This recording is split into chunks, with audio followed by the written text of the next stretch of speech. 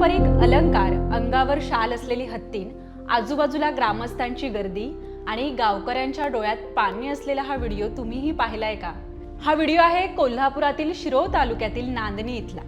ही महादेवी हत्तीन अंबानीच्या वंताराला सुपूर्द करण्यात आली आहे। त्यावेळी ग्रामस्थांसोबतच महादेवीलाही अश्रू अनावर झाले। नेमकं या अश्रूमागचं कारण काय आहे ते आपण या व्हिडिओत पाहू। कोल्हापूरच्या शिरोळ तालुक्यातील नांदणी इथं 748 गावातील जैन धर्मीयांचं श्रद्धास्थान आहे। या मठात होणाऱ्या पंचकल्याण महोत्सवात धार्मिक कार्यासाठी महादेवी हत्तीनीला विशेष मान होता। धार्मिक पूजेत इंद्राणींना हत्तीवरून मिरवणुकीनं भगवंताच्या अभिषेक स्थळी नेलं जात होतं। 1992 साली महादेवी हत्तीन या मठात आली, तेव्हा ती 4 वर्षाची होती आणि आता ती 40 वर्षांची आहे। या मठाने मागील 36 वर्ष महादेवी हत्तीनीचं संगोपन केलं। वन विभागाची परवानगी न घेता नांदणीतील मठानं महादेवी हत्तीनीला तेलंगणातील एका मिरवणुकीत सहभागी केल्याचा आरोप पीठानं केला।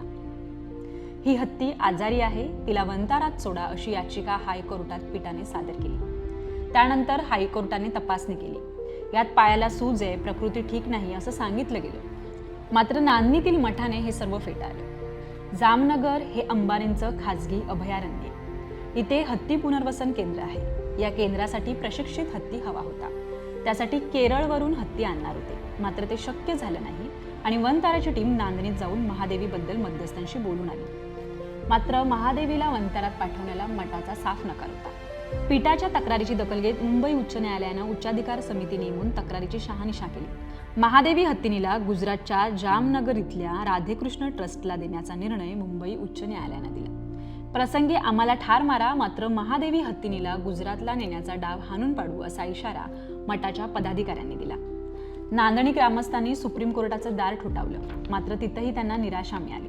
त्यामुळे महादेवीसाठी केलेल्या प्रयत्नांवर पाणी फेरलं गेलं।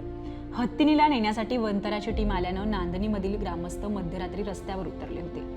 महादेवीला भावपूर्ण निरोप देताना नांदणीकरांचा अक्षरशः अश्रूचा बांध फुटला। निरोप देण्याआधी ग्रामस्थांनी महादेवीची मिरवणूक काढली। एकीकडे मिरवणूक सुरू होती तर दुसरीकडे काही जणांनी पोलिसांच्या गाडीच्या काचाही फोडल्या। इशारा दिला, विरोध झाला, मोर्चा काढला, पोलिसांना अडवलं, मात्र शेवटी व्हायचं तेच झालं। नांदणीची लाडकी महादेवी वंतारामध्ये गेलीच।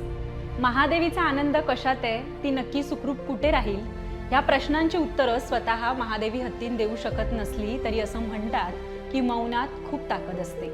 आणि हे खरंय, कारण निरोपावेळी महादेवीच्या डोळ्यात आलेले अश्रू बरंच काही सांगून जातात।